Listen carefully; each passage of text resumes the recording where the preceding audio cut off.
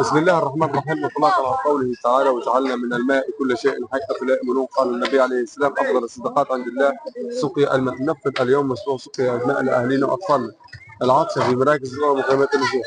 نفقة كريمة وزكية من جاد وجاد في أموالهم في سبيل الله، من أقرض الله قرضا حسنا، من الأخ وائل بارك الله فيه وبارك الله في أهل بيته الطيبين. نسأل المولى عز وجل أن يشربوا شربة الماء من يد النبي محمد عليه السلام لا يطمع بعدها أبدا. أسأل المولى عز وجل أن يحفظ هو وأهل بيته الطيبين يا رب.